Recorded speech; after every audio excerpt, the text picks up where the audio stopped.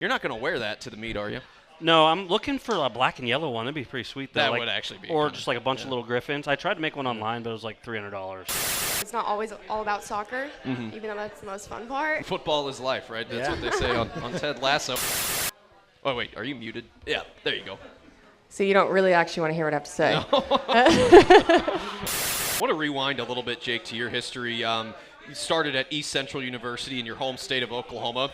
You played this guy a couple of times. You played Southeastern in the Great American Conference. You do that. I didn't say the result, though. You do that. Yeah. Every week you do something like that. You bring up stuff that I don't like.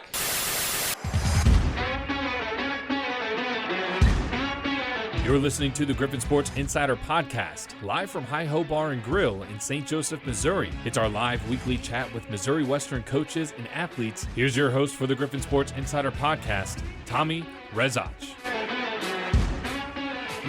Welcome back. Welcome in to Hi-Ho Bar and Grill and another edition of our Griffon Sports Insider Podcast, the show where we get to talk to the Griffon coaches and athletes themselves, recapping a pretty successful week across Griff Nation and looking forward to another busy week ahead here for us as the 24-25 academic year, school year, sports season well underway for all of us. I'm Tommy Rezach. Thank you for watching. Perhaps you're watching the podcast on YouTube or listening live on the Varsity Network app and also at gogriffins.com/listen. And a shout out to our fantastic in-person audience, another great crowd joining us on what should be another terrific week around here. We got lots to talk about, lots to recap, and we've got a great show ahead for you over the next hour. Well, just like the last couple of weeks, Missouri Western men's and women's golf, they're going to be playing at this time about every week. This week, it's men's golf leading off our week. They teed off bright and early from the Muskogee Golf Course in Muskogee, Oklahoma.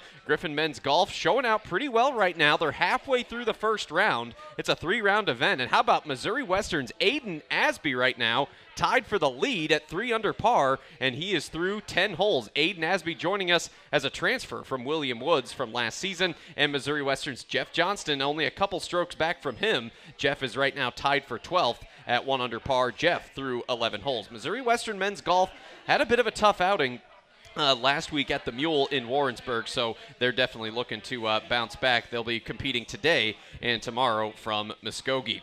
More home events to come this week. Missouri Western Soccer, they got to do the honors of hosting the first home event for anybody in 24-25 for Missouri Western Athletics, and they did not disappoint, beating William Jewell on Thursday 3-0. And then just yesterday afternoon, on a warm but pretty nice day from Spratt Stadium, Griffon Soccer defeating Sioux Falls 2-1. So Missouri Western Soccer still unbeaten as we enter the week at 3-0-1. They've got 2 home matches coming our way this week. Tomorrow night, they'll take on Rockhurst at 7, and then Thursday, hosting Missouri S&T at 5. By the way, Tuesday, the first 250 students to the soccer match at Spratt will get a free vuvuzela. If you don't know what that is, it's the noise-making horn that they bring to soccer matches. Football back on the road this week after they had their home opener on Saturday. What an atmosphere. My hat's off to all of you. I could hear you upstairs, and that was a lot of fun, a great start, and a clutch finish. Missouri Western getting one on Missouri Southern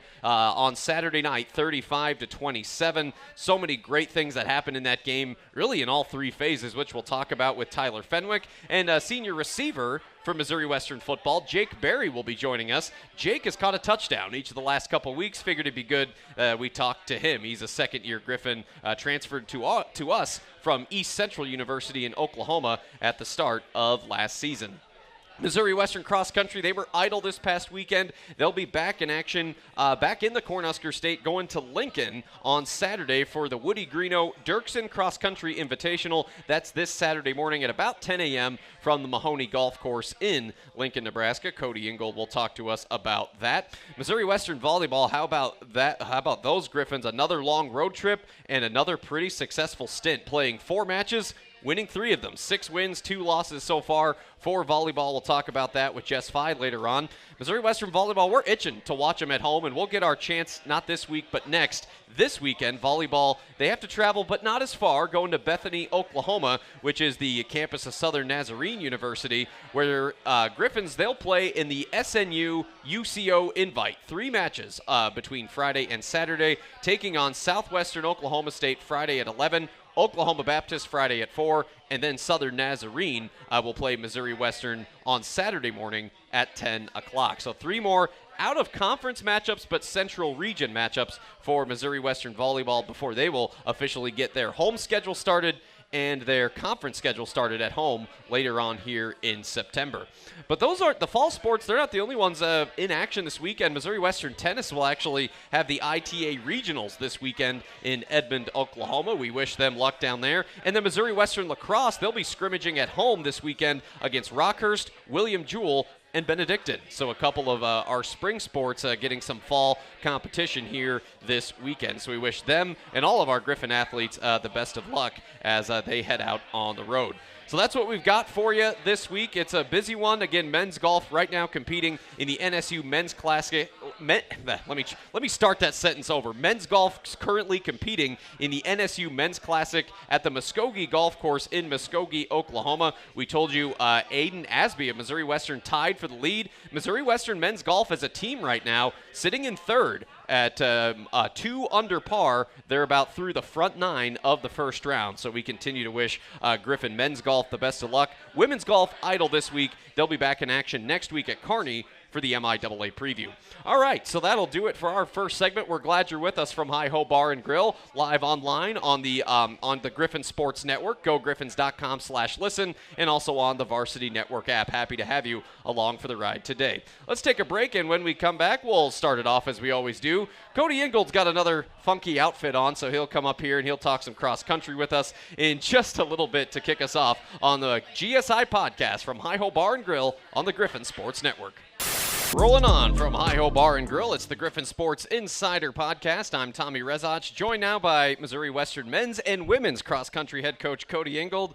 Coach, my first question, do you dress yourself? Do you look in a mirror? What's going on here? I do dress myself. Okay. See, this shirt was purchased. My daughter had her 4-year-old, Okay. her 4th birthday. All right. And it was a Lisa Frank unicorn theme. Okay. You know what Lisa Frank was, or were you even alive when Lisa Frank was a thing? No. Enlighten me. Yeah. It was just, everybody had to have Lisa Frank pens and coloring books and all that when we were in elementary school. Okay, all right. I forgot you were born in the 2000s. So. No, the shirt I can understand. The jorts, though, that's this is an every week thing. Cut off. This is just cut me. off jorts. Yeah, these were jeans that no longer fitted me. Wow. It is warm. It's Monday. Yeah, it's Monday. It is warm out, and I know you and your team not in action in competition this past weekend, but no doubt getting outside, getting some workouts in, and it was warm over the week. It's still feeling like summer out there. Temperatures in the 80s. But how was this week off from competition? Do you feel like you got something done? Yeah, we had a really, really good workout on Friday, and got some people back healthy that got me pretty excited about racing this weekend. So. It was a little bit warm all week, but weather looks good for Saturday. So far. Cool and rainy actually, so should be good to go. We've been practicing the afternoon just to be ready for anything hot.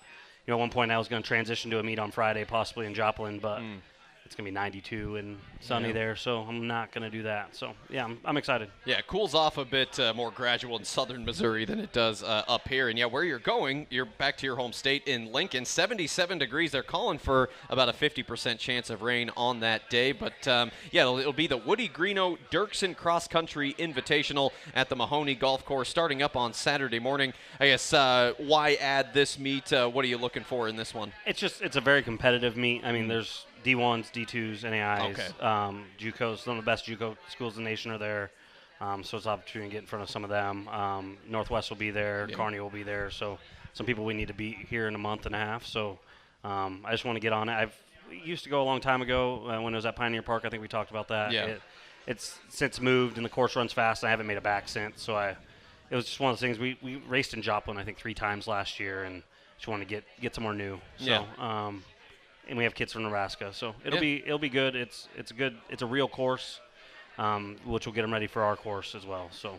Yeah, Missouri Western Cross Country a week ago Friday competed at the Platte River Rumble Gold. That was at Mahoney State Park outside of Omaha last Friday. The men finishing 5th out of 7 teams, the women finishing 6th out of 8 teams. Obviously a good showing from your men there with 5 runners in the top 40, but with a bigger meet, are you hoping to bring more people, run more people? Yeah, we should have 6 of our top 6 of what should be our top 7 will race. We'll probably rest 1 guy, and all our women will race. But it's one of those. The thing that's different about track is cross country is weekends this weekend is the first weekend where it counts towards at-large berths for nationals. So first 3 weekends are just kind of open weekends. You can race, but you can't take any losses, essentially. So this will be the first time every person we beat matters and every person we lose to matters. So we're going to, race strategy is going to be a little bit different. We're just going to kind of full send and see where we're at and hopefully stack up well. Yeah, absolutely. A very deep field that Missouri Western will be competing against. So the website said 10 a.m. start. Is that for the men's, women's? Women at 10, men at 11. Gotcha. I think it's 32 teams, so it's a huge meet. So yeah, absolutely. Well, you said full send and just kind of see where you are. I mean, isn't that I'm not trying to be tongue-in-cheek, but in a way that's kind of the cross-country strategy altogether, right? Run hard and see where you are at the end. Yeah, there's a little bit of, holding back for some people. Like one of our guys won't go out to the front. One of our top 5 will kind of go out in the back and he'll kind of just pick people up because if he goes out hard, he just mentally isn't ready to do the rest. So you would like to just run as hard as you can until you can't run out. Yeah. Until you run out of steam, but that's just not the way everybody runs. So we'll have a couple that'll go out the back and the rest will go out front, and hopefully we'll meet in the middle. Well, that's what's coming up this weekend in Lincoln for Missouri Western Cross Country. Women at 10, the men at 11 at Mahoney Golf Course. Could be a little rainy, but certainly will be pleasant in terms of temperatures, with temperatures over there expected to dip into the 70s, so we'll feel a little more like fall when the Griffins hit the course. Well, the first official day of fall is coming up this weekend. But Coach Ingold, best of luck to your team. You're not going to wear that to the meet, are you? No, I'm looking for a black and yellow one. That'd be pretty sweet, though. That would actually be. Or just like a bunch of little Griffins. I tried to make one online, but it was like $300. Yeah. So I feel like Kai Turner at the Mustangs, he wears stuff like that all season. I feel like he probably has something like that. I'll see if he wants to buy it from me. Could hook you up. Yeah. All right, Cody, right thanks. Thanks, Appreciate it. All right, there you go. Cody Ingold leading us off. Cross country back in action for their second meet of the season, going back up to Nebraska this time, competing in Lincoln. Let's take a break. We'll talk some soccer coming up next. Jake Plocher will join us along with senior defender Katelynn Rowland. Rowland playing a big role in a couple of wins this past week against William Jewell and Sioux Falls. We talk about it next on the GSI podcast from Hi-Ho Bar and Grill. Continuing from Hi-Ho Bar and Grill, it's the Griffon Sports Insider Podcast. I'm Tommy Rezant, shifting gears to Griffon soccer, still unbeaten through 4 matches and finally getting to play at home themselves. 3-0-1 victories over William Jewell, and just yesterday, Sioux Falls. Here to talk about it, Coach Jake Plocher, 4th-year defender, a senior defender from Aurora, Colorado. Katelynn Rowland, welcome to you both. Thanks for being here. Thanks for having us. All right, looking forward to it. There's the late reaction from Coach Ingold. He called you Jakey Boy on Twitter. How do you feel about that? Yeah. That's Cody being Cody. Yeah, just kind of have to deal with him, huh? So, but let's dive into some soccer. Thursday night home opener, ultimately a pretty nice night. Pretty good attendance, too. A number of students coming out for that one. One of them blown a vuvuzela, or so I heard, in the first half. But Griffins hanging 3 goals on the Cardinals of William Jewell. 38 shots, the most in a single match since 2017.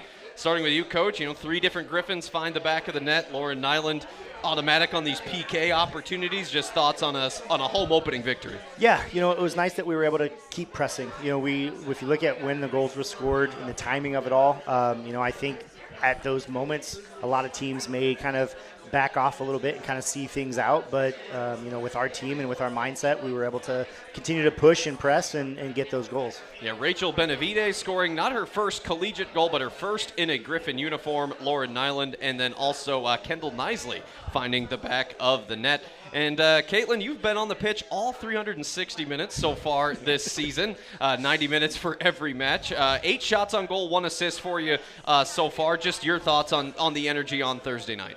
I think it was really good. I think we've already had more scoring opportunities this year than we did all last year. Yeah. So that's exciting, and the potential's there. Yeah. You've been, obviously you were playing defense, but you've been taking the corner kicks, you've taken some free kicks, things like that. I know your role being defense, but offensively, what has been that key aspect of finding more chances at the net? I think just trying different things and trying to figure out what works for us. We've done a few short things, long, into the box. I think we're still working on that, trying to figure out what's going to give us the best opportunity to put it away. Yeah.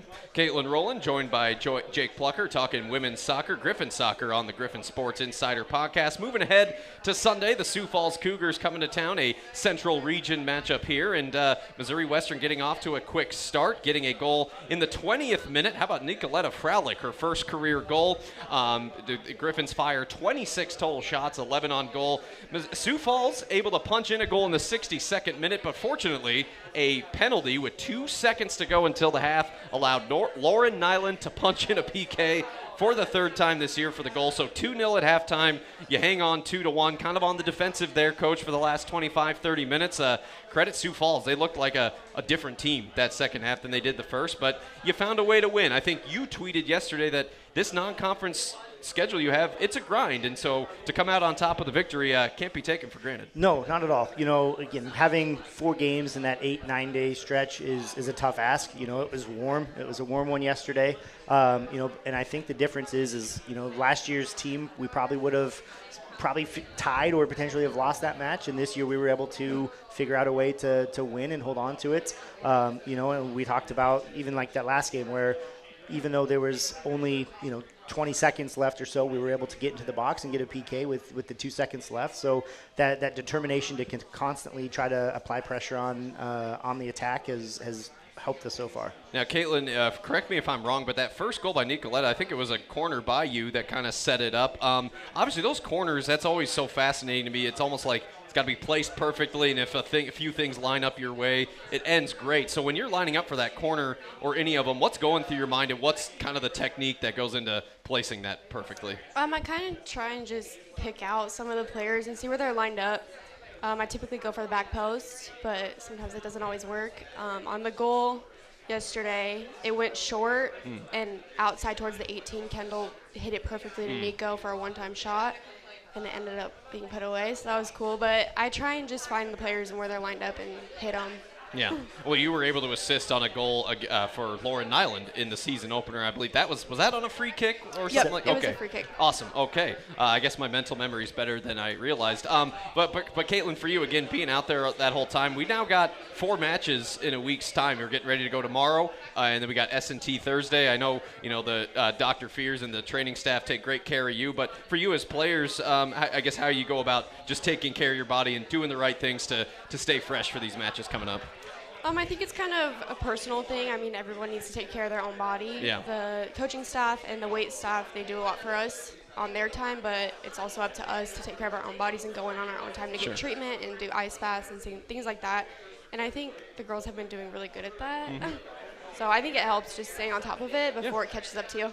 Absolutely. That's about all you can do, right? Well, Katelynn, 33 career starts for you now over this being your 4th season with us. Going through a lot in that, 21 season coming off COVID, obviously welcoming in Coach Plocher and his staff. So many good things with, I think, a large part of this book to be written yet in 2024. But just up to this point, what have you cherished the most about your time in this program? I think my teammates, the relationships I've built here with the coaching staff, and then just my teammates, I'll never forget.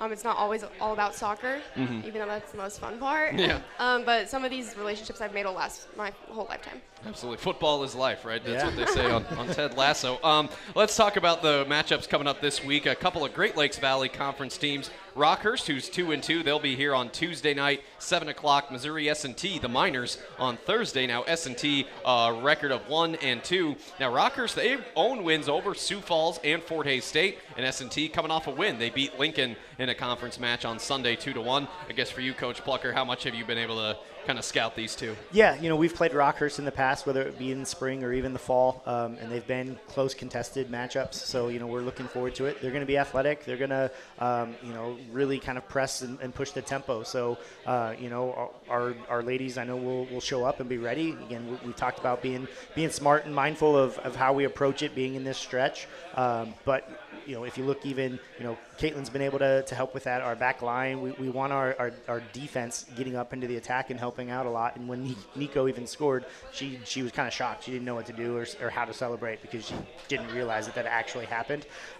So again, it's that collective effort of trying to knock the ball around, and regardless of who's on the field, you're always an opportunity to help us and hopefully put the ball in the back of the net. Yeah, pretty remarkable that your lead scorer right now is a defender in Lauren Nyland with 4 goals, 1 per match. It's been a pretty impressive streak out of the gate.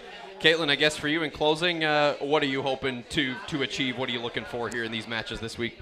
I'm hoping to win. Yeah. I mean, we won only 5 games out of the whole season last year, so we have an opportunity to match that before even going into conference play. So by the end of the season, I want to go further in the conference tournament and a ring.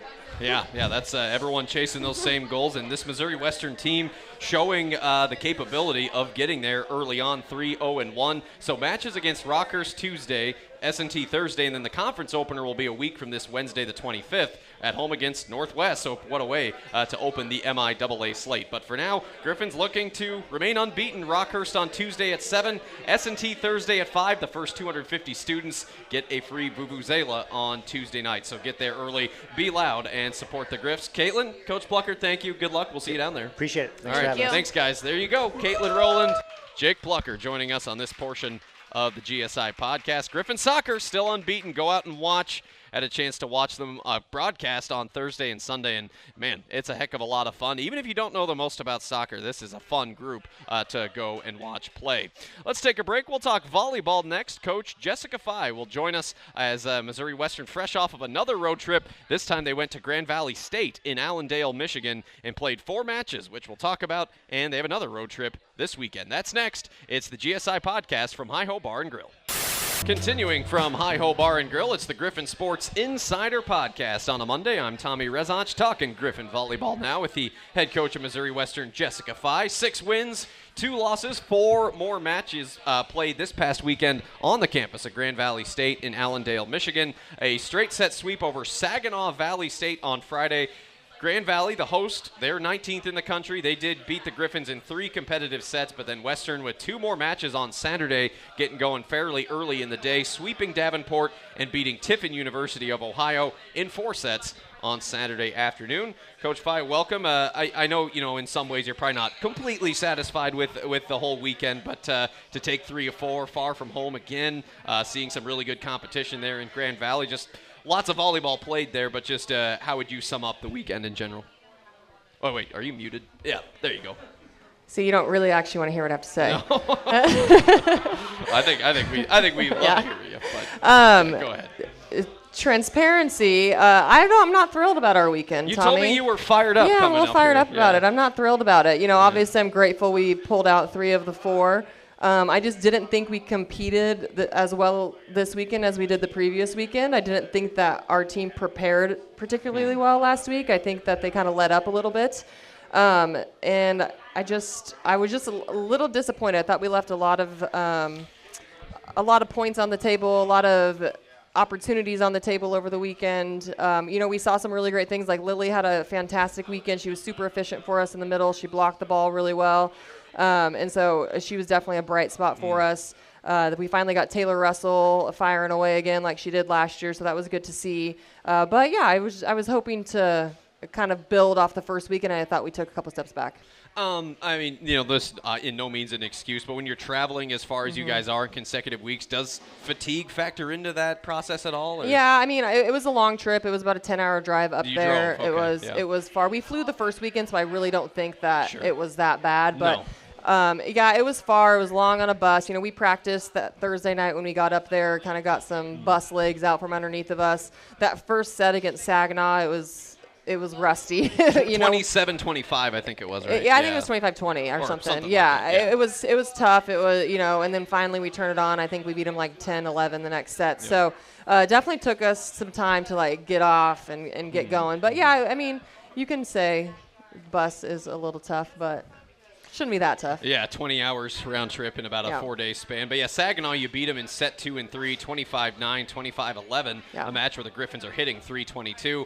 credit Grand Valley's front row, 11 blocks against the Griffins on Friday night. But 25-23 in set 1, 25-21 set 3. Lakers winning there.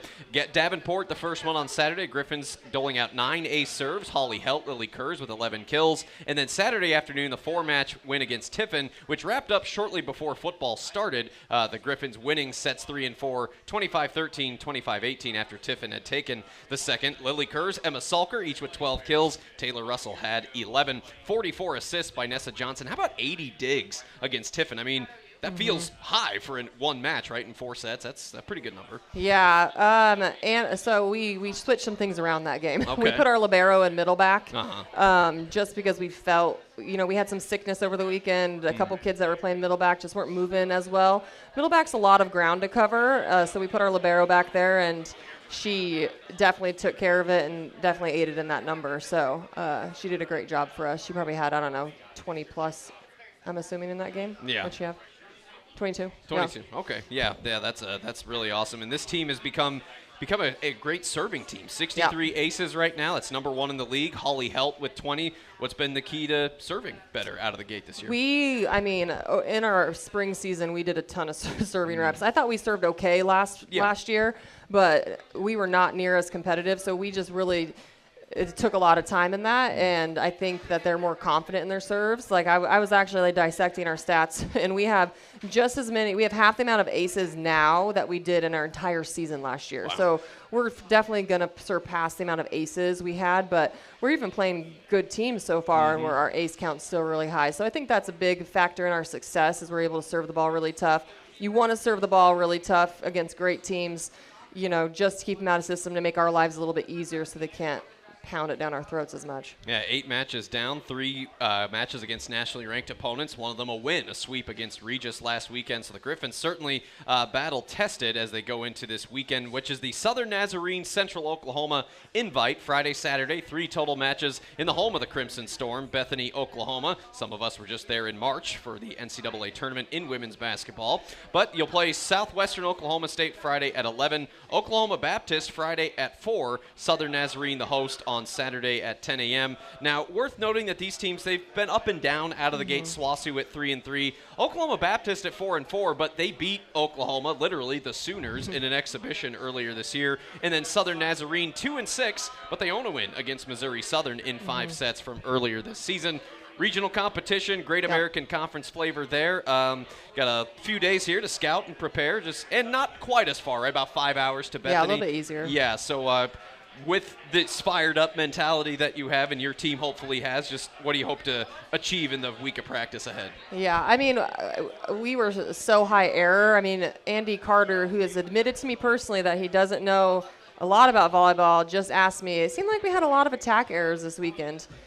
And yeah, we did. So that's definitely going to be something that we clean up this week and we focus on. We have to be efficient. We made our lives we just kept shooting ourselves in the foot this weekend because of how many errors we were making, and it's just not necessary. So we're going to work on our offense. We're going to clean some things up this week. We're going to try to maintain our serve and pass game because that's been our strongest point of the weekend. And both weekends, but our offense just has to come along. We have to start clicking. We have to just score more points more efficiently. So yeah, well, you mentioned Lily earlier too. 32 blocks right now. That's top 5 in the league. What's been the key to her game in taking this step forward? Yeah, I mean, she's always been a great blocker. That's kind of always been her forte. Offensively is something that we've had to really develop with her. She missed all spring season. She had some ankle surgery, some ankle issues, so she missed all spring season. So she spent the first couple weeks just trying to get that speed back, just reading the game back. But she's so long. Her wingspan is just is huge. So she's definitely the best blocker we have on our team. She's fast. She covers ground. So no surprise there that she has that many so far. Yeah, 29 starts last year, and a heck of a good student in the classroom too, winning that MIAA A-Game Scholar Athlete Award last year and showing out on the court for the Griffins again here this fall as Missouri Western one more road trip before we get to watch them open conference play at home against Emporia State next week. But Southwestern Oklahoma, SWOSU, Friday at 11, OBU, Oklahoma Oklahoma Baptist Friday at 4. Southern Nazarene Saturday at 10. Again, live stats, streaming, and recaps available for you at gogriffins.com. Coach, once again, safe travels. Good luck down there, and can't wait to watch you guys play in Looney here soon. Same. All right, thanks so much. Jessica Fye joining us on this part of the program. Let's take another break. We'll come back, talk football. Missouri Western football, they got another road trip coming up. Certainly a big one as they'll get ready to take on Emporia State, the Hornets. And Emporia coming off a win against Pitt, but Missouri Western coming off a win against Missouri Southern. So we'll talk about that and more next. It's the GSI Podcast from Hi-Ho Bar and Grill. Continuing from Hi-Ho Bar and Grill, it's the Griffon Sports Insider Podcast. I'm Tommy Rezach, shifting gears to Griffon football. Head coach Tyler Fenwick joining us, and pleased to be joined by a football athlete for the first time this year. He is a senior wide receiver standing at 6'5" from Purcell, Oklahoma. Now his second year with the Griffons, Jake Berrey. Jake, coach, welcome to you both. Thanks for coming. Thank you. Yeah, and congratulations on a great effort on Saturday night. A 35-27 win against Missouri Southern. Painted black night. Again, I said it before. I'll say it again. Hats off to Griff Nation and everyone showing out and making that a great atmosphere on Saturday night. Coach, just starting with you, following a similar formula in that another good night running the ball, over 200 yards rushing. Turnover free, a great start to the game. You get that big kickoff return to kind of jolt the place back to life in the second half and overcome some adversity, make big plays in the end. And in the end, it is a win. And it's we're back above 500, kind of back to form. Just thoughts on how Saturday went. It was a lot cleaner than we played the last 2 weeks, and I think that was kind of the message going into the week, that just the mistakes that we had made against Northeastern and the mistakes that we were making against Fort Hays, and then just trying to, really just trying to clean those up and just get our guys to, the guys that are new starters that are getting all this experience and all that stuff. It's trying to get them to understand it's their time. It's their time to kind of grow up and mature and have that experience. We played 2 games now, and so we need to start. Making sure that, that those guys are confident in what they're doing and understand how those mistakes can catapult us into, more mistakes and putting us behind the chains and things like that. And I thought we reduced the amount of mistakes throughout this week, and that was a positive. We still made some mistakes, yeah. but it was definitely less and less penalties, and we weren't shooting ourselves in the foot as much. Absolutely. Jake Berrey was the lead receiver in that game. 5 grabs for 85 yards and the fourth quarter touchdown, a 24-yard strike from Kane Donovan. So far, Jake, your Griffon career, 12 grabs, 390 yards, 6 touchdowns, back-to-back weeks now for you getting a score. But going back to the week of practice, and I think what was, in talking with Coach, that it's like, you have a certain handful of mistakes at Northeastern, perhaps different mistakes at Fort Hays State. A game in which I think, played well at times, certainly capable of beating Fort Hays. But coming off of that loss, another long trip, what was kind of the message from the staff, and how did you see your team just really embrace that message and get fired up to play a game at home? Going back to just making mistakes, we had to go back to the basics each day and focus on just improving ourselves and not worrying about what the outcome of the week prior was and just focusing on getting our job done.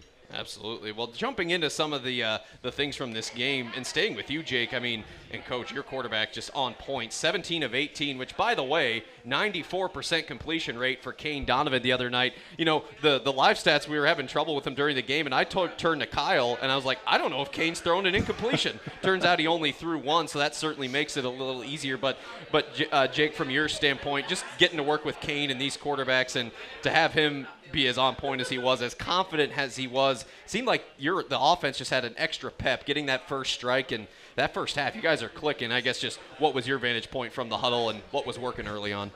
Obviously, we've been able to run the ball very well. Yes, that which too. Yeah. Makes everything so much easier for the quarterbacks and the receivers of doing our jobs of getting open and just making connections. And, Coach, we talk sometimes about complementary football, and perhaps that had been lacking a little bit in the first 2 weeks. But when you're scoring on 3 of your first 4 drives, defense is forcing Southern to punt on 4 of the first 5.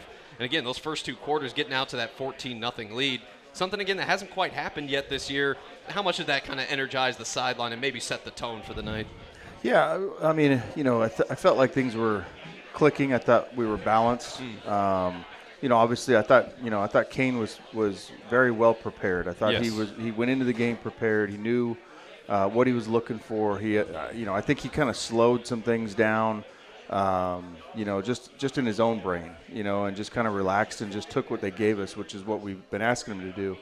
And that's what he was doing in practice. And I challenged all those quarterbacks this week and just said, look, we're going to have an open competition. We're going to grade you out throughout practice, and we're going to figure out which one is going to start. And they all had great practices. They really did a good job of coming to the meetings prepared, asking the right questions, going out to the practice field, working on accuracy. That was a big point of emphasis with the quarterbacks, is working on accuracy.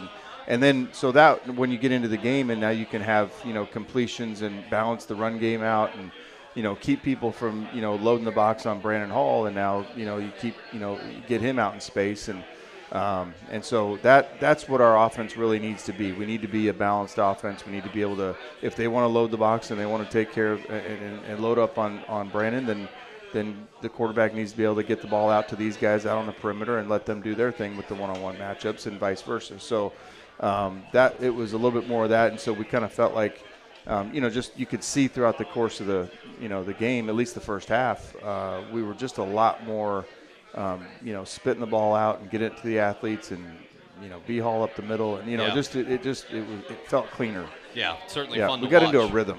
Yes. We haven't been able to get into a real good rhythm offensively in the first 2 weeks. Well, yeah, the first time this season scoring on the opening series, to me, that kind of set the tone for at least the first half. Obviously, what Southern came out with to start the second half we'll get to, but Brandon Hall, another big night for him, 160 yards, 2 touchdowns. Now number 2 in the country is Brandon Hall with 420 rushing yards. We've talked so much about B-Hall this year, but man, how great has he been to watch. Well, let's talk about the start of the second half. Credit Southern. I think they surprised the entire stadium. Basically a pooch kick hangs high in the air. They recover at the Griffon 35. They score 2 plays later. And then they get a field goal later. They get a couple stops defensively. They get it to within 4, and then Javarius McGuinn says, hey, watch this. So you remarked on that in postgame a little bit, that it was Coach Aaron Bell that he kind of knew about it, but you didn't. I mean, take me through that return. Well, I'm more the analytical guy that says we better have the ball past the 25, or else we need to fair catch it if it's back there. And and Aaron Bell, he's the one that he's in charge of kickoff return, and he studies it. And I remember last year he was really anxious about trying to get a return, and because I think he just he knew the scheme, and he knew what we could do with it, and so he didn't tell me. I mean, he asked me, and I was very hesitant, and I think he took that as okay. That must be yes. But yeah, I mean, it was exactly like we saw it in practice. I mean, it was that open. We blocked it up perfectly.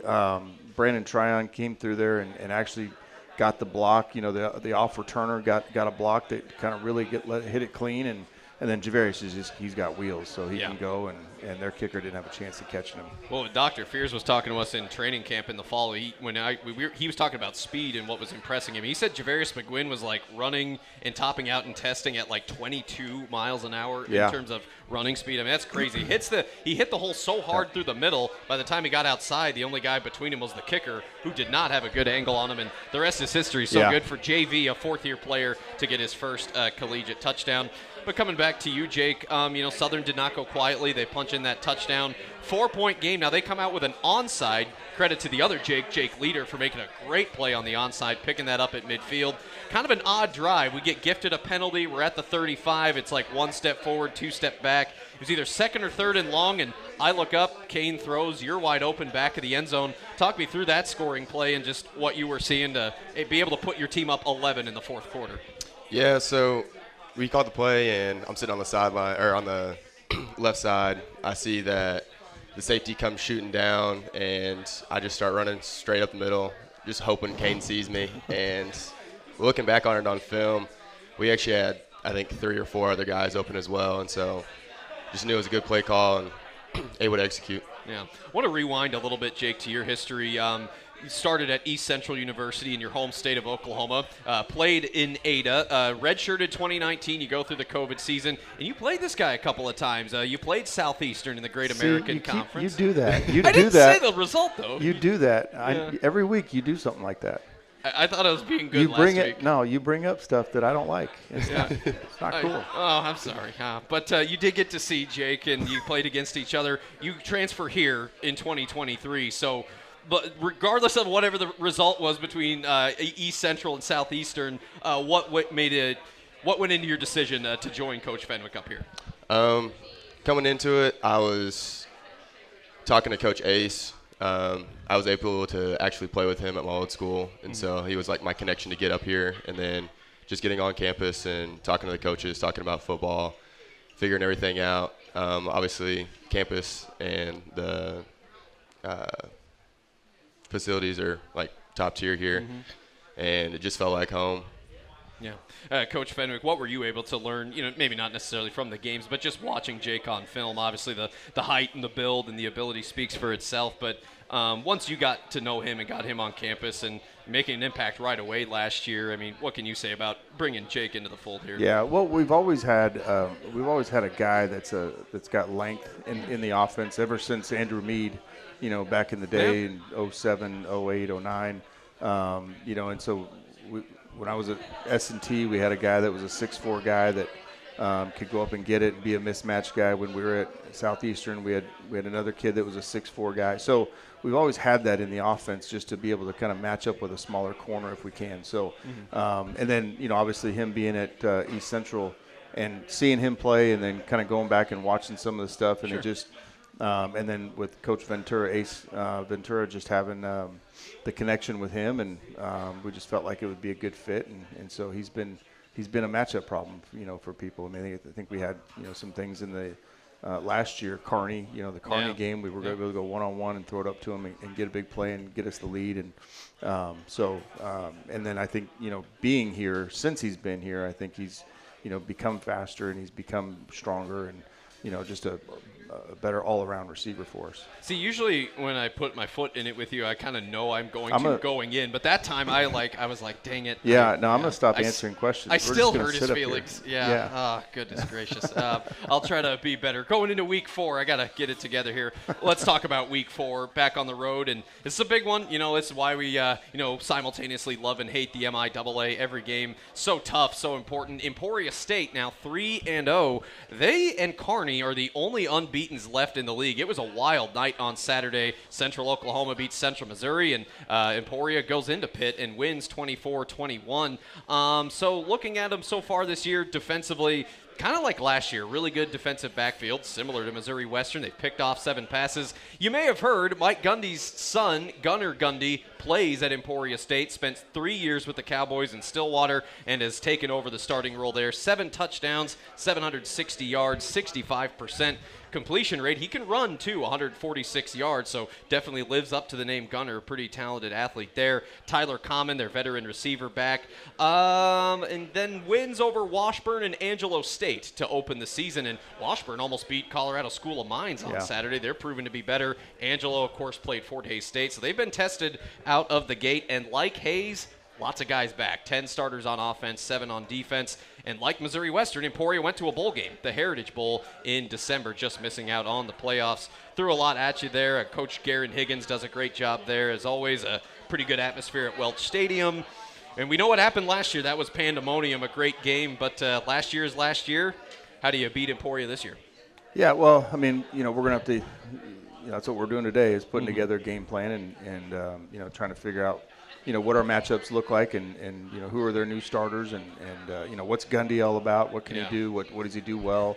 How does he run that offense? I mean, the kid they had before, Gleason, was pretty much a four-year starter that really ran that thing. So, but they're just well coached. You watch them. Higgins has been there for a while, and he's got a really good culture there, and you watch their film. They're good tacklers. They're hard-nosed players. They're big up front. So, I mean, it'll be a tough matchup, and they do some things schematically. They get you, spread out, their tempo, and we haven't seen the tempo yet this year from, the first 3 games. And so we're going to have to make sure that we're on top of our communication and making sure that we're not, busting coverages because of the tempo and urgency that they bring us to game day. So, but that's part of it. And so that's, from week to week. And, you talk about all the games this week that were kind of surprise wins, losses, whatever. I telling the team on Sunday that, if this weekend doesn't show you that anybody can beat anybody, and you better bring your A game every week, and there are no days off, then, I don't know what will. So we better get healthy. We better, make sure that our bodies are right, and put our thinking caps on this week so that we can, prepare, as far as assignments go and making sure that we're in the right spots. Yeah, Northwest beating Fort Hays State on Saturday as well. I think I said it on socials. The league is up for grabs right now, and that's exciting because it's early. It's anyone's game, and Missouri Western, just like last year, taking on a nationally ranked Emporia team, going blow for blow. A fast start, Emporia comes back, and then, of course, the game winner from Cody Watson. Jake, just briefly on last year, of course, that was obviously an awesome game, but just what was your memory of that game? Cody knocking through the field goal. Jonas had the big catch, I think, to put us into field goal range. To prepare the way you guys did, to not worry about the fact that, like, hey, they're nationally ranked, who cares? Let's play ball, let's go get it. How do you as a player just kind of take that memory of playing Emporia, playing them well, and what, if anything, can you apply from that experience to this year? Going back to the film of watching how they did everything last year kind of helps us know what we're about to battle up against and what they're going to try to take away from us and what we're able to get off of them. But I don't even know what the rest of the question was. I'm not real sure. I was just like, what describe to me the sideline, once Cody hit that field goal. I mean, there was still time on the clock. There was still a couple of plays. But, man, that's about as rowdy as I had seen Spratt. And I've only been here 4 years. But, man, what a scene at that point last year. I live with Cody now. And it's nice to be able to, live with the kicker and, know what their thoughts are and everything. And he's always so calm and, composed whenever it comes to, ice in his veins. I mean, I don't get worried because he's not worried over there. So, Coach, it looked like you were going to maybe say something or no. No. Okay. I thought I saw you raise your hand, but maybe I'm just seeing things. But you are. Yeah. I'm just messing with you now. That's what I'm doing with you. Yeah, he's giving me mixed signals up here. I'm pretty easy to mess with if you haven't been able to tell. But anyway, Missouri Western football closing the book on Missouri Southern. A great way to open the home slate, 2-1, back at it in league play at Emporia State. We'll see where they are in the polls, 21st going into last week. Polls are polls, who cares? Let's go and play football, and let's go win the thing from Welch Stadium. 1 o'clock kick, noon pregame on the Varsity Network app. GoGriffins.com/listen to listen to the Griffin broadcast while we're away from home. Gentlemen, thank you. Sorry, Coach, for doing it again. He gave me a little nudge, too, when you brought it up. I saw that. Yeah, I saw that. Yeah, it's that one up on you. But, no, gentlemen, seriously, thank you so much. Great win on Saturday, and look forward to seeing it again this week. Good luck. Thank you. All right, thanks, guys. Coach will be up here for the round table, so we'll take a break and come back, welcome all our coaches back, and we'll have a little fun over these next 10 minutes to round out the show next from Hi-Ho Bar and Grill. Is that good, Jess? Just a weird headpiece up here. Oh, okay. Yeah, you got the same one as me. But we're back on the coaches panel with explains a lot. Coach Fenwick, Coach Ingold, Coach Plocher, and Coach Five. All right, well, I asked our Griffon Sports Insider staff to help me with some roundtable questions. I got a few we'll get to, but I said, hey, guys, any suggestions, throw them out there. And they said, Cole Weiberg, he said, mascot fights. And then someone said, no, ask him what the creepiest mascot is or what the most unique mascot is. I think about volleyball playing Southern Nazarene. They're the Crimson Storm. Football playing the Hornets. What's maybe the most unique mascot you've ever heard of, your favorite one? Or Hickman High School, Columbia, Missouri is the Cupies or something like that. Oh, it's like a creepy Cupid thing. Yeah, a little Cupid baby. It's wild. Yeah. It's cool. Yeah. And they're good at stuff. It's cool. In the NAIA Evergreen, they're the Gooey Ducks. Gooey Ducks. Omaha also has the Benson Bunnies. Yeah, that's true. That's true. Yeah, the bunnies. Weird. Yeah. Nice. Monticello, So intimidating. Monticello's the bowl weevils. It's like a little bug. Oh, that's right. Yeah, it's a weird one. So you were at Southeastern. What exactly does Savage Storm mean? It's not like a light storm. It's savage. It's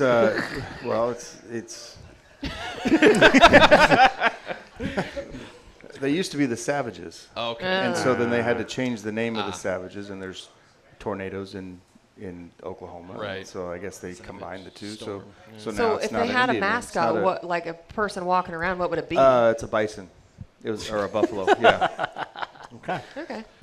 Yeah. Why is Alabama Roll Tide. That's yeah, right. Yeah. Yeah, Purdue Pete gives me nightmares, right? The guy with the hard hat from Purdue. But anyway, so shout out to Cole Weiberg and GSI for that.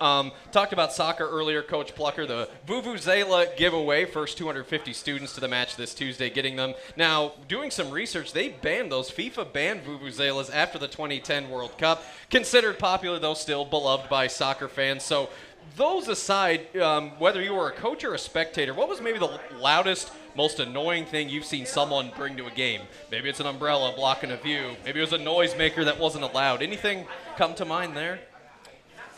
I just can't stand cowbells. Cowbells, yeah. Mississippi State swears by those. Yeah, I'm not a fan. No. How about you guys? Anything that comes to mind, like most obnoxious noise maker? Just people's voices.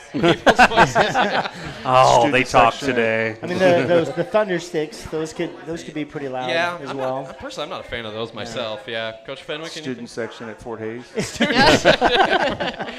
They're pretty ruthless. They're right on top of you. I mean, I guess you're a veteran of the game, and your kids, I think, did a pretty good job avoiding that. But how hard is it to just drown that out? I mean, we're all human beings in the end of the day, right? Yeah, I mean, I don't know because I mean we've got the headset on, so I don't hear a lot of it. Yeah. So I have no idea. Yeah. Well, we're talking about Coach Ingold. We were talking about weather earlier, and it's going to be a bit cooler for your meet. The first official day of fall is this Sunday. Now, feels like summer outside. I've seen friends of mine start to decorate for fall. First weekend of September, so I'll throw it out there. When is it appropriate? When can you start bringing out the pumpkins and the leaves and all that? Once school starts. School starts. Yeah, it's fall. What? Yes. Wow. Okay. Once school starts, we're already locked in. There's no more summer. There's no more vacation. Just lock into fall. I'm gonna say when the coffee flavors start. That was like 2 weeks ago. That already happened. Yeah, a bunch of our girls happened. I think when it just finally gets cooler out. I will let you know I've already started some Christmas stuff. So Well, he's that guy. I watched The Grinch. We watched My The Grinch this weekend. That person. So. I'm surprised. She probably has her Christmas tree up right now. Yeah. See, there's nothing wrong with that. Izzy has her face in her hand over there. Coach, I've never been to your place, but Angela strikes me as a tasteful decorator. When do you guys start decorating for fall? We decorate. You guys or her? I like how he says we. He says we. She's pretty on top of what's coming up. I mean, we'll have. I mean, we go kind of from, the Halloween and the Thanksgiving is all pretty quick, but then like Christmas is like really early and it gets put away really late. Oh, okay, yeah. So we know Cody's already thinking, about Christmas. I'm kind of a November 1st person. First off, I don't really observe Halloween. I'm not 12 anymore. I don't dress up. I don't like candy. Halloween's a fake holiday. What is wrong with you? November 1st, bring it on. November 1st, All Saints Day, bring it on. But I guess for you guys, staying with that, we talked about Christmas. When's it okay to decorate for Christmas? After Thanksgiving. Yeah. Realistically, after Halloween, yes. Okay, all right. After Halloween. After Thanksgiving. Halloween, no. That's not even a full month Okay, then sometimes. don't celebrate Thanksgiving then. I don't. I don't like turkey. Then that's fine. That's fine. You're excused. I will not. My wife's going to be pissed that we're doing Thanksgiving this year. It's a family show, Cody. Last thing, post-game. What did I say? Oh, never mind. Yeah. You're good. We won't find you, I don't think. But anyway, we know about post-game rituals at Missouri Western, football getting to ring the bell, soccer did it yesterday, singing the fight song. We love that, of course, but I'm curious for you coaches, everyone's different, whether they're an athlete or coach. Pre-game ritual, is there a superstition? Is there something you do beforehand that relaxes you? Coach Fenwick, I've been around you. You walk laps on the field before the game. Is that? As soon as there's just so much time to kill. Yeah. That I just get out and I just go walk and I go do like 4 laps and then I go up and kind of start, figuring out where we're at and what time it is and see if we're getting ready to go. Sure. Yeah, but laps is my thing. Sure. Coaches, how about you? I usually get the kids ready at camp and then I don't talk to them until they're done. It's just because I'll only make it worse. It's running. I'll overcomplicate it somehow. So I am usually talking to other people to distract myself from the fact that I need to talk to my kids and I'm not going to. Okay. So. We'll sometimes just have a little crossbar challenge right there, just again kind of kill the time and relax a little bit. So. Crossbar challenge? Trying to hit the crossbar of the goal. Right, okay. Hey, here's the problem though. They shot 60 times last weekend. Here we go. If they didn't try to hit the crossbar so much and they hit the back of the net more often. I'm saying us as a staff, not the players. Yes. Oh, see, I've never observed it. Okay, my bad. Rachel Benavides hit the crossbar yesterday as well. So, they've hit all over the place. They're getting them in the back of the net pretty good. I'm giving him a hard time. 5 goals over the weekend. Coach Fi, how about you? Any pregame? No, I just sit there waiting for warm-ups to get over because they're so annoying. Wow. Come on, let's go. A 60-minute warm-up. Yeah. You know how torturous that is for a coach? It's like you're just ready to go, and then you got to sit there and watch him run around for an hour. Yeah. I heard a coach, I won't say who, it was Matt Rule, who said I would play at 9 a.m. every time if we could. Oh, kegs and eggs. That's what he said. Yeah. As someone who works the games, it's like that would be great. Get home by 1 o'clock and just watch Can we make the that rest happen? of the games. Yeah. Can we get a 9 a.m. Sure. kick? We tried. No. No, our guys wouldn't be ready to play. That's too early. True. Be a little sleepy. Man, we have volleyball that starts at 9 a.m. We do. Yeah. It's rough. It takes us about a set to wake up. Yeah. cross country starting in the morning as well. Coaches, thanks so much. Thanks for coming up here. Thanks to all of our listeners, viewers, the in-person audience. Again, go out, watch soccer Tuesday at 7, Thursday at 5, cross country on the road, volleyball on the road, football on the road at Emporia State. We'll be with you at Emporia. Pre-game at noon, kick at 1 Your on the only Griffon show Sports this week, Network. baby. Coaches, thank you. Good luck to you. Thanks. Thank you. Appreciate it. Huzzah. All right, that'll wrap it up here from Hi Ho Bar and Grill and the coaches panel. Thanks to everybody for watching and listening. Again, thanks to you guys for participating. That's it. We're back next Monday at noon from Hi Ho. Thanks to our hosts. Thanks for coming out. Talk to you next week. So long.